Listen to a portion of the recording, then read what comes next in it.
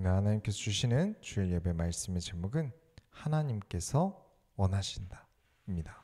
우리 옆 사람과 인사할까요? 어떤 문제보다 하나님은 더 크십니다.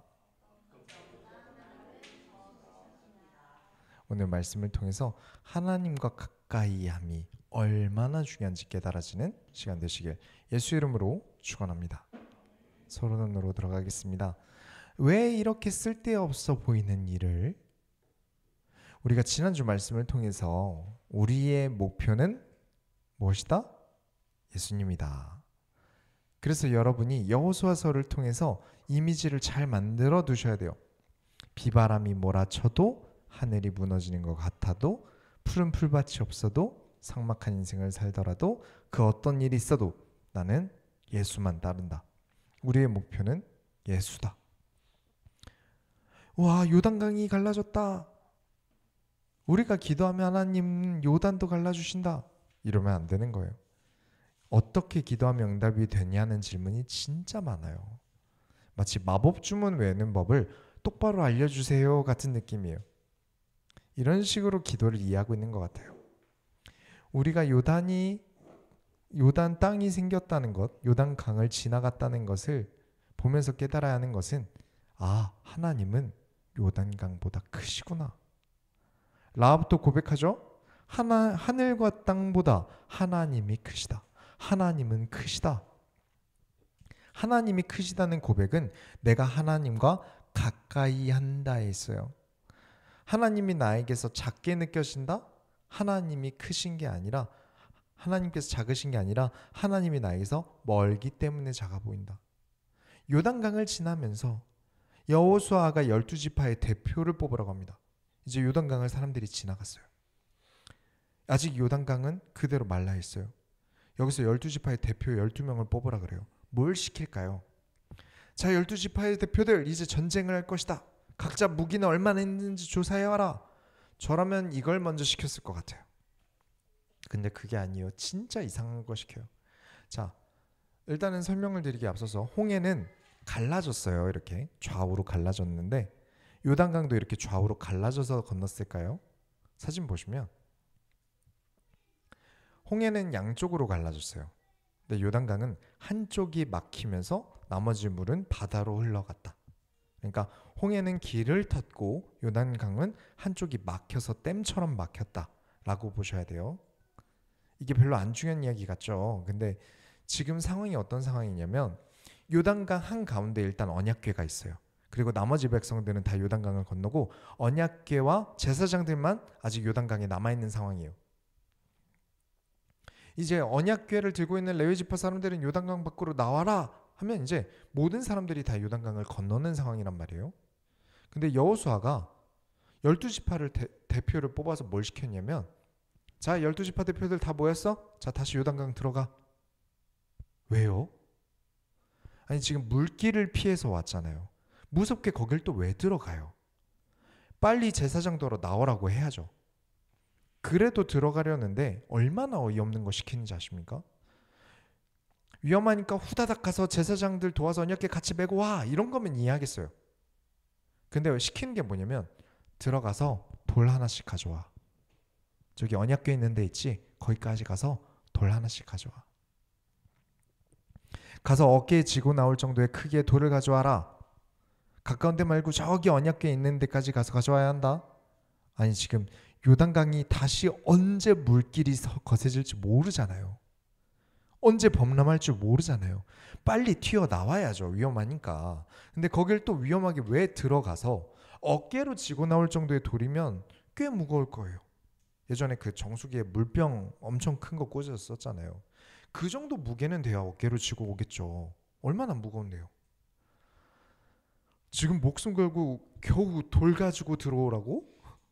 돌이 우리 목숨보다 중요한가 보다. 야, 이거 분명히 돌 들고 나오면 늦으니까 우리 12명 여기서 다 죽이려나 보다. 이렇게 생각하기 너무 쉬운 상황이에요. 근데 그걸 시켜요. 그래서 돌 가지고 나온 다음에 제사장들더러 언약궤 들고 나오라고 해서 모두가 요단강을 다 빠져나온 다음부터 요단강이 다시 흐릅니다. 그래요. 이유나 들어봅시다. 여호수아는 뭐 때문에 전쟁이랑은 아무 상관없는 쓰잘데기 없는 이런 걸 시켰을까요? 뭐 돌 가지고 싸울까요? 이유가 20절부터 나와요. 이 돌들을 세워둬라. 너희 후손들이 이 돌들이 무엇이냐 묻거든 이렇게 대답해라. 이 돌들은 요단강 한가운데서 가져온 돌이다. 24절에 이는 땅의 모든 백성에게 여호와의 손이 강하신 것을 알게 하며 너희가 너희의 하나님 여호와를 항상 경외하게 하려 하심이라. 하나님의 손이 강하다는 증명이다. 하나님은 크시다. 그러니 경외해라. 여기서 뭐가 보이시나요? 여호수아가 어떤 생각으로 사는 사람인지 보이시나요? 전쟁 같은 게, 생존 같은 게 지금 여호수아의 관심사가 아니에요. 전쟁과 생존이 먼저였으면 절대 이런 미친 짓은 하지 말아야죠. 여호수아의 관심사는 얼마나 하나님을 기쁘시게 하는가, 이 믿음을 어떻게 남길 것인가, 이게 관심사예요. 왜 사람 피곤하게 무거운 돌을 들고 오라고 합니까? 그러다가 죽으면 전쟁도 전에 사기가 떨어져요. 여러분 싸움 해보셨습니까? 누가 여러분에게 마! 종치고 옥상으로 따라온나! 하고 시비를 걸었어요. 그래서 싸우기로 했어요. 근데 여러분이 싸우기 직전에 운동장 100바퀴를 뛰어요. 그럼 무조건 집니다. 만화도 아니고 운동장 뛰느라 체력 다 썼는데 무슨 수로 이길 수 있겠어요? 아, 목사님이 싸워봤습니까? 안 싸워봤는데 얼추합니다. 네, 어떤 운동 좋아했는지 아시죠? 여호수아의 관심은 이스라엘 백성들이 하나님의 크심을 잊지 않게 만드는 게 목적이에요. 하나님이 크시다. 그러면 이겨요. 이 가나안 전쟁은 얼마나 무기를 잘 챙겼느냐, 얼마나 전술훈련이 잘 돼 있느냐 같은 게 아니라, 그런 게 중요한 게 아니라 하나님이 기뻐하시면 이긴다. 이 백성들이 하나님을 가까이 하면 이긴다. 이 이야기를 몇 년 전부터 했다고요? 가나안 들어가기 전 40년 전부터 하던 얘기예요. 여호수아는 이 이야기를 가나안 들어가기 40년 전부터 하던 이야기예요. 하나님을 가까이 한 자들이 예수의 인도하심을 통해 새하늘과 새 땅에 들어간다. 정말 중요한 진리를 여호수아가 담고 있습니다. 이 여호수아에서의 진리, 우리가 하나님과 함께하는 승리가 우리 모든 소원교회 성도님들에게 있길 예수의 이름으로 축원합니다. 본론으로 들어가겠습니다. 이게 전쟁이랑 무슨 상관이 있는데? 우리의 목적과 목표는 무엇이다? 예수님이다. 하나님을 기쁘시게 하는 것이 우리 창조의 목적이다. 잊지 마세요. 여호수아서 끝날 때까지 우리 소원교회 성도님들 머릿속에, 마음속에, 영혼 속에 저는 잘 박힌 모처럼 박아 나올 거예요. 하나님은 크시다. 자, 5장으로 넘어가면 여호수아는 또 전쟁이 목적이 아닌 티를 또 팍팍 냅니다. 또 이상한 짓을 해요. 여호수아서 5장 1절을 보면 요단 서쪽 아모리 사람의 모든 왕들과 해변의 가나안 사람의 모든 왕들이 여호와께서 요단 물을 이스라엘 자손들 앞에서 말리시고 우리를 건너게 하셨음을 듣고 마음이 녹았고 이스라엘 자손들 때문에 정신을 잃었더라. 자, 이제 저 사람들이 그 범람하던 요단강을 배조차도 타지 않고 지금 두 발로 강을 건너왔다. 자, 오랜만에 이야기를 다시 드리는데, 모세가 홍해를 가르던 당시에 이집트 왕이 취미가 있었어요. 그게 뭐였냐면 가나안 민족 두들겨 패기예요. 가나안을 가서 진짜 다 정벌해서 막 침략해서 자기 땅으로 만들 것도 아니고 진짜 그냥 목적이 가나안 땅 가서 두들겨 패고 오는 거예요. 전술훈련을 진짜 가나안 사람들 목숨을 죽여가면서 했거든요. 투트모세 3세라는 이집트 왕이 홍해를 가를 당시의 왕으로 추측을 하고 있어요. 이 사람 별명이 뭐였냐면 이집트의 나폴레옹이에요. 어느 정도였냐면 가나안 정벌을 17번을 하고 온 사람이에요. 가나안 니들 까불 생각하지 마라. 그러면서 그냥 가만히 있는 가나안을 두들겨 패면서 전 세계에 이집트 군사력을 과시하던 왕이 모세가 홍해를 가르던 당시의 왕이에요. 그 왕을 박살내고 온 거예요. 모세는. 그런 왕의 군대들과 이집트를 완전히 박살내고 오는 민족이 이스라엘 민족이란 말이에요. 가나안 민족들 입장에서는 지금 손발이 발발발 떨리는 거예요. 거기다가 이스라엘 백성이 가나안 앞에 두 나라를 지금 멸망시키고 가나안으로 오고 있는데 이 두 나라도 가나안에서 무지무지 강하다고 유명해진 나라예요. 진짜 가나안 입장에서는 이스라엘 민족이 가나안으로 오는 게 미치겠는 거예요. 아니 이집트 왕도 이기고 우리 앞에 있던 왕 두 나라도 멸망시키고 왔는데 와 진짜 큰일 났다. 그래서 이거 어떡하지 하면서 와 회의를 밤새서 해야 되는데 그러려면 어떻게 해야 되죠? 요단강이 지금 시간을 벌어줬어야 돼요. 아 요단강이 범람하니까 이때 시간을 좀 벌어주겠지. 우리 회의 좀 하자. 근데 야 요단강을 두 발로 건너왔네. 그러니까 가나안 땅 사람들은 마음이 녹아버렸다. 제정신이 아닌 거예요. 자 이스라엘 민족 입장에서는 너무 좋아요. 지금 너무 좋은 상황이에요. 적진의 사기가 완전히 떨어졌어요. 이제 가서 전쟁하면 딱 좋겠죠. 근데 전쟁이 목적인 사람에게는 있을 수 없는 미친 짓을 여호수아가 또 합니다. 왜냐? 여호수아는 전쟁이 목적과 목표가 아니었거든요. 우리의 목적과 목표는 예수님이다. 5장 2절부터 3절 보시면 그때 여호와께서 여호수아에게 이르되 너는 부싯돌로 칼을 만들어 이스라엘 자손들에게 다시 할례를 행하라 하시매 여호수아가 부싯돌로 칼을 만들어 할례산에서 이스라엘 자손들에게 할례를 행하니라. 여호수아가 목표가 전쟁이면요, 가나안 정벌이 목표라면 할례는 절대 하면 안 됩니다. 그죠? 하나님께 대들어야 돼요. 지금 할례를 시킨 거 소문나면 바로 적군들이 쳐들어올 텐데 할례를 왜 합니까 여호와? 라고 따져야 돼요. 저희 할례하면 다 죽어요. 이건 미친 짓이라니까요. 라고 말려야 되는데 여호수아는 순종합니다. 백성들이 봐도 이건 할례하는 건 자살행위예요. 이거 순종하다가 백성들이 쿠데타라도 일으키면 어떡해요? 여러분 할례를 뭘로 하죠? 지금 같은 날카로운 잘 만들어진 메스가 아니라 부싯돌을 칼로 만들어서 부싯돌을 깎아서 만든 거예요. 돌칼이에요. 돌칼로 수술하는 거예요. 하는 것도 어렵고 해도 감염이 일어나요. 이때 무슨 소독이 있었겠습니까? 마취? 없어요.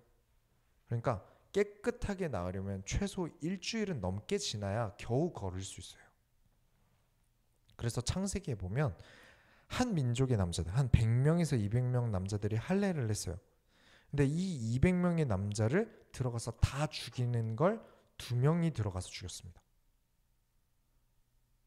할례를 200명의 남자 100명에서 200명 정도의 남자들이 할례를 행하고 3일 정도 뒤에 딱 2명 들어가서 다 죽였어요. 그러면 할례를 하면 안 되죠. 절대 하면 안 되는 거예요. 왜 자꾸 전쟁을 해야 되는데 당연히 해야 되는 걸 안 하고 이상한 짓을 하냔 말이에요. 뭐 군사력 측정이라든가 무기 측정이라든가 이런 걸 안 해요. 5장 4절부터 5절에 여호수아가 할례를 시행한 까닭은 이것이니 애굽에서 나온 모든 백성 중 남자 곧 모든 군사는 애굽에서 나온 후 광야길에서 죽었는데 그 나온 백성은 다 할례를 받았으나 다만 애굽에서 나온 그 후 광야길에서 난 자는 할례를 받지 못하였음이라. 광야에서 태어난 남자들은 할례를 안 받았다. 그래서 해라. 아니 그게 뭐가 그렇게 중요한데요? 가나안 다 정벌하고 나서 해도 안 늦잖아요. 좀 늦게 평화로운 때 여유 있을 때 하려면 되죠. 뭐가 더 중요하죠? 전쟁이 더 중요하고 사람 목숨이 더 중요한 거 아닌가요? 근데 여호수아는 아니야. 하나님이 더 중요해. 이 여호수아의 정답 제출에 하나님께서 나타나셔서 9절에 여호와께서 여호수아에게 이르시되 내가 오늘 애굽의 수치를 너희에게서 떠나게 하였다 하셨으므로 그곳 이름을 오늘까지 길갈이라 하느니라. 그래 정답이야 여호수아야. 너희는 이제 분명히 노예 백성이 아니다. 너희가 짊어지고 있는 것이 끝났어. 그래서 길갈의 뜻은 굴러가다예요. 너희가 지고 있던 그 무거움, 노예 민족이라는 불명예가 굴러 떨어져 나갔다. 여호수아의 가나안 정복의 방식은 어떻게 전쟁을 잘하느냐가 아니에요. 하나님의 기쁨이 되는 것, 성결하게 하는 것, 과거의 수치를 씻는 것, 어떻게든 과거의 실수를 바로 잡으려고 하는 것, 그리고 다시 올바르게 곧은 길을 나가려고 하는 것. 여수른이죠. 여수른답게 하나님과 함께함으로 행복한 사람답게, 그래서 그 갈 길에서 유월절을 지키고 무교병을 먹습니다. 그래서 우리 소원교회 전통 아닌 전통이 있는데, 강해 중에 무교병이 나오면 함께 무교병을 먹습니다. 지금 하나씩 나눠 드릴게요.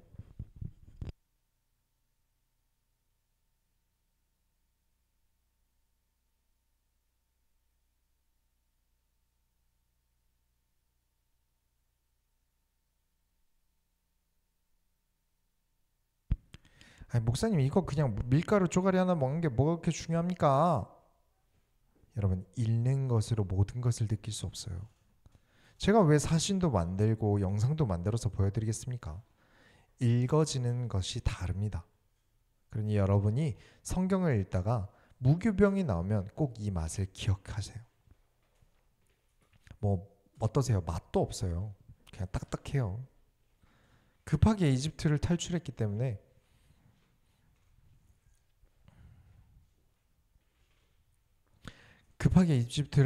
때문에 부패하고 썩지 않고 오래가는 음식이 필요했어요. 딱 먹으면 뭐랑 먹으면 그래도 맛있겠다라는 생각은 드시죠. 근데 막상 무교병은 뭐랑 먹어도 그렇게 썩 잘 어울리진 않아요. 뭐 소스를 찍어 먹거나 카레랑 먹거나는 조합이 있긴 해요. 근데 무교병을 꼭 먹어야 한다면 그렇게 뭐 해서 먹을 만한데, 굳이 무교병을 먹을 수고를 안 하고 다른 거 먹는 게 더 맛있습니다. 그래서 먹어봐야 돼요.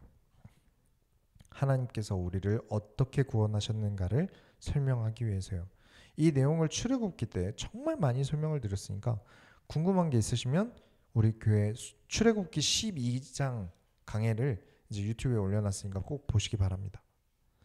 그러면서 그 땅의 곡식도 수확해서 먹었어요. 만나가 아닌 수확해서 먹은 음식이에요. 얼마나 기쁘겠어요. 광야는 곡식을 수확할 수 없었어요. 그래서 만나를 먹었는데 지금 가나안 땅에 와서 그 땅의 음식을 수확해서 먹을 때 체감이 되는 거예요. 이제 광야가 아니구나. 수확을 해서 먹을 수 있는 땅이구나. 그냥 그렇다더라와 책 읽는 것과 체감하는 것은 절대 마음이 다릅니다. 당연히 가나안 땅은 수확해서 곡식을 먹을 수 있지, 이거랑 광야에서 못 먹었는데 이 땅에서는 우리가 수확해서 먹는구나, 이건 진짜 아예 다른 거예요. 자, 이제 준비가 다 됐어요. 배부르게 먹었어요. 이제 여리고라는 성으로 들어갑니다. 이제 진짜 전쟁 시작이에요. 이제 드디어 칼싸움을 할 수 있게 되었어요. 근데 이 앞에 천사가 앞을 가로막아요. 5장 13절부터 15절까지 보시면, 여호수아가 여리고에 가까이 이르렀을 때에 눈을 들어 본즉 한 사람이 칼을 빼어 손에 들고 마주 서 있는지라. 여호수아가 나아가서 그에게 묻되 너는 우리를 위하느냐 우리의 적들을 위하느냐니, 그가 이르되 아니라 나는 여호와의 군대 대장으로 지금 왔느니라 하는지라. 여호수아가 얼굴을 땅에 대고 엎드려 절하고 그에게 이르되 내 주여 종에게 무슨 말씀을 하려 하시나이까. 여호와의 군대 대장이 여호수아에게 이르되 내 발에서 신을 벗으라 내가 선 곳은 거룩하니라 하니 여호수아가 그대로 행하니라. 자, 여기 잘 보세요. 지금 설교 앞에 있는 내용은 다 잊으셔도 돼요. 근데 이것만은 잊으시면 안 됩니다. 지금 읽은 이 구절이 어떤 거냐면, 여러분 그 공부할 때 문제지 뒤에 보면 정답지가 있잖아요.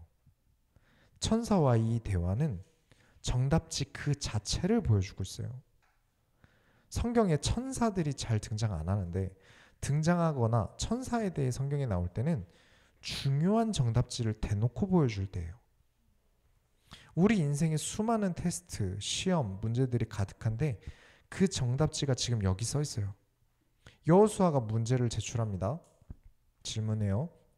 칼을 들고 있는 사람에게 우리를 위하느냐 적들을 위하느냐, 우리를 위하느냐 적들을 위하느냐. 이에 하나님을 항상 보자는 군대 대장이, 천사가 정답지를 보여줍니다. 나는 네 편도 아니고 저쪽 편도 아니야. 나는 여호와의 군대 대장이야. 나는 너희 편도 아니고 저쪽 편도 아니야. 나는 여호와의 편이야. 저와 여러분은 지금 유아실에 시완이가 얼마나 귀엽게 뭘 하고 있는지 알 수가 없어요. 왜냐면 가려져 있기 때문이죠. 하지만 유아실 안에 있는 강도사님은 지금 직접 보고 있기 때문에 무슨 일이 일어나는지 알 수 있죠. 우리는 여호와를 눈으로 볼 수 없어요. 하지만 항상 보는 천사라면 늘 정답을 말할 수밖에 없을 겁니다. 왜냐, 보이니까요. 우리는 아직 육신 안에 있기 때문에 영계의 일이 보이지 않지만 그걸 보고 있는 천사 입장에서는 이 문제에 대한 정답은 제출이 쉬워요. 정답은 나는 하나님의 편이야.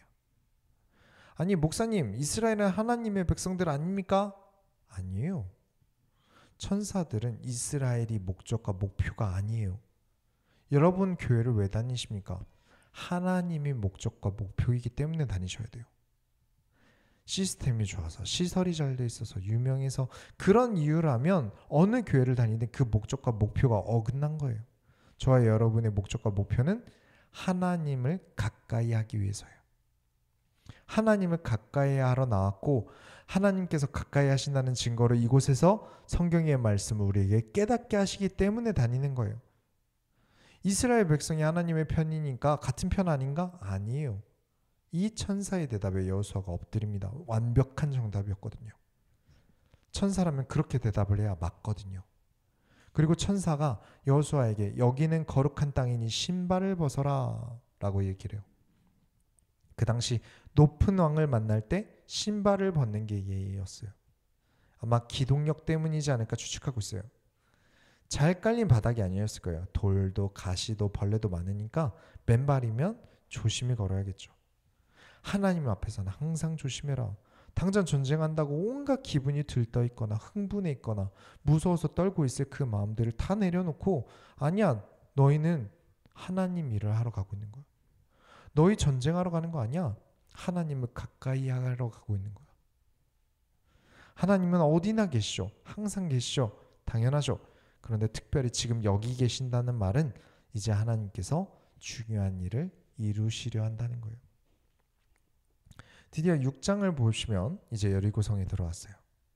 6장 2절에 보면 여호와께서 여호수아에게 이르시되 보라, 내가 여리고와 그 왕과 용사들을 내 손에 넘겨주었으니 그러면 하나님께서 암살 루트를 알려주실까요? 일로 들어가면 사람 죽일 수 있다. 여리고 왕 위치를 잡아서 어딜 타고 몰래 들어가면 몰래 죽이고 장악할 수 있다. 그런가 하면 좋을 텐데 또 이상한 걸 시키세요. 사진 보여드리면 매일마다 딱 한 번, 두세 번도 아니고 딱 한 번 여리고성 한 바퀴를 모든 남자들이 돕니다. 총 7일 동안 한 번만, 하루에 한 번만 도는데 마지막 7일에 제사장들이 양각나팔을 불러요. 우리야 이제 성경으로 또 고고학으로 확인하고 있어요. 가나안은 정벌했다. 여리고도 무너졌다. 이 당시 사람들, 근데 이 당시 사람들 입장에서 생각해 보세요. 이건 미친 짓이에요. 전쟁이랑 무슨 상관이 있어요? 계속 도는 게. 거기다 절대 이 여리고성을 돌 때 한마디도 하지 마라는 명령이 있었어요. 누구도 입을 열면 안 된다. 이게 전쟁이랑 무슨 상관이 있는데요?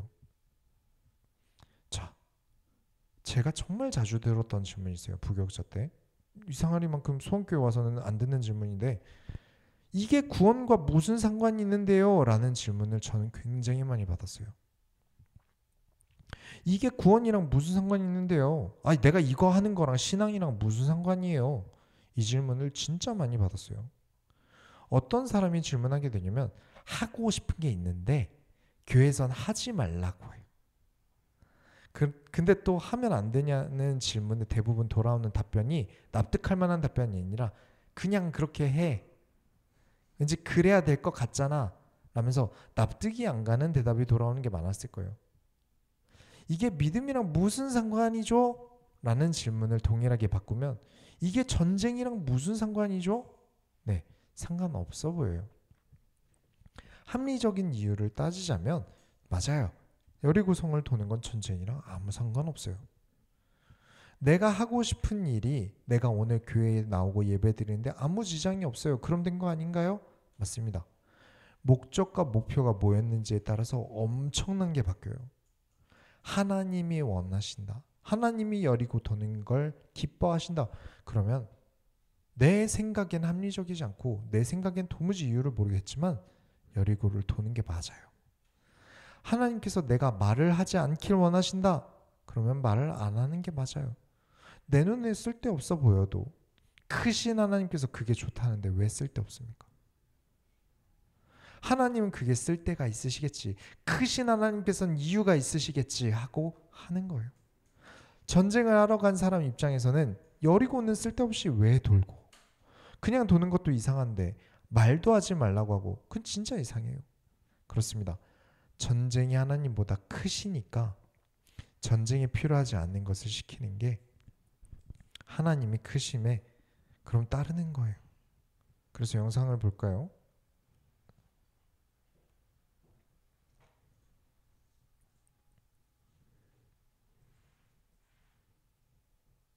이건 소리 나도 괜찮아요.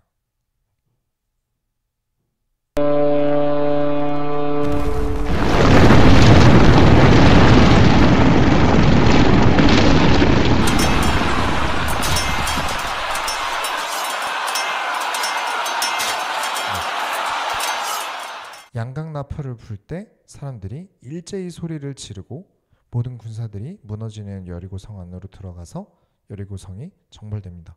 그리고 라합의 집만 구원을 받게 돼요. 결론을 내리겠습니다.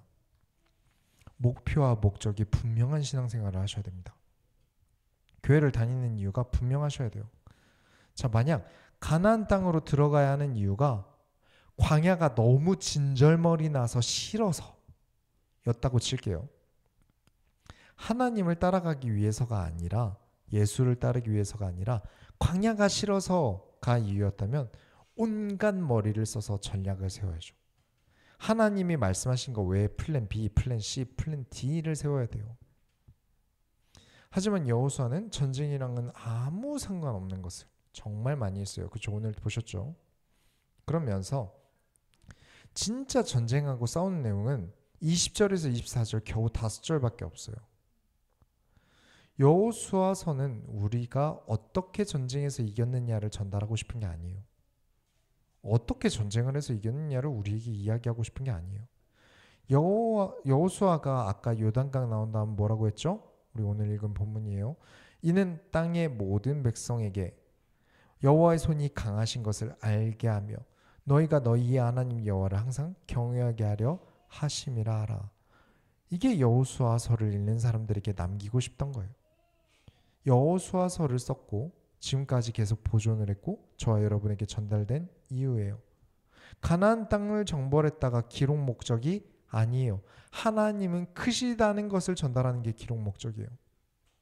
여호와의 손이 강하시다. 하나님은 크시다. 하나님을 항상 경외해라. 곧 하나님을 항상 가까이 해야 한다. 모세는 실수도 하고요. 어려움도 많았어요. 자기 분에 못 이겨서 저지른 게 있거든요. 근데 여호수아는 하나님과 함께 해야 한다는 그 농도가 광기 수준으로 보여요. 사람들 앞에서 돌을 맞아도 하나님이 기뻐하시면 한다라는 광기가 있었던 사람이에요. 계속해서 여호수아서에서 보여요. 우리라면 내가 모세 후계자니까 어떻게든 사람들을 다 휘어잡아야 돼. 정치를 잘해야 돼. 그러면 어떻게 해야 되지? 역시 무서운 군주가 되어야겠다. 그게 솔로몬 다음 왕이 그랬거든요. 솔로몬이라고 유명한 왕이 있잖아요. 교회를 안 다녀도 아는 왕이잖아요. 근데 이 솔로몬 왕이 말년이 엉망이었어요. 솔로몬 하면 사람들에게 미화돼서 그렇지 솔로몬의 말년은 엉망진창입니다. 그래서 솔로몬이 죽고 난 다음에 신하들이 다음 왕에게 솔로몬 아들에게 찾아와서 당신 아빠 솔로몬 때문에 우리 진짜 너무 고생했다. 근데 계속 이러면 우리나라 망한다. 그러니까 부디 우리나라를 좀 유순하고 좀 나라를 위해 일해주는 왕이 되셨으면 좋겠다. 당신 아빠 솔로몬처럼 안 그러고 당신은 좀 나라를 생각하고 백성을 생각하는 왕이었으면 좋겠다. 라고 설득을 해요. 근데 그 아들이 이거 어떡하지? 그리고 이제 나이 많은 신하들에게 얘기를 했는데 그 말대로 하셔야 됩니다. 좋은 왕이 되세요. 라고 얘기했는데 이번엔 자기 나이 또래 친구들한테 가서 의논을 하고 뭐라고 이야기를 하냐면 모든 백성들에게 내가 우리 아빠보다 너네 더 힘들게 만들어줄게. 니들 왕이 아주 우습지? 내가 우습냐? 이렇게 나와요. 그래서 나라가 두 개로 갈라집니다. 분단돼요. 근데 여호수아는 반대로 내가 모세가 이끌던 이 백성들을 무슨 수로 이끌지? 그래, 내가 모세보다 더 미친 듯이 여호와와 함께 해야 돼. 나는 정말 어떻게든 여호와 떨어져선 안 돼. 이게 보여요. 하나님이 이 백성을 다스리셔야 돼. 내가 반드시 그 일에 쓰임 받아야 돼. 그래서 도무지 전쟁이 이스라엘 백성들을 다스리는 사람이라면 절대 안 해야 되는 행동들을 한 거예요. 우리는 하나님이, 예수님이 목표이며 목적이다. 가나안 땅을 우리가 무슨 수로 가요? 하나님이 가시면 가는 겁니다. 자신의 성으로 돈을 버는 라합 같은 사람 말을 뭘 믿고 따라가요? 하나님이 그 자신의 몸으로 돈을 버는 사람을 기뻐하시면 함께 따르고 나아가는 거예요. 내가 뭐라고 하나님이 기쁘시다는데 싫어요, 나빠요, 별로예요, 안 돼요 라고 합니까? 그렇게 말하는 사람들은 지들 편이에요. 여호와의 편이 아닌 거죠. 여호와의 편이면 여호와께서 좋다는 게 무조건 좋을 거예요.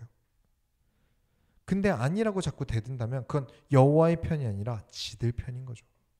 그걸 우리가 민수기 사람들이 엄청나게 사람들이 죽어가는 것을 보면서 깨달았어요.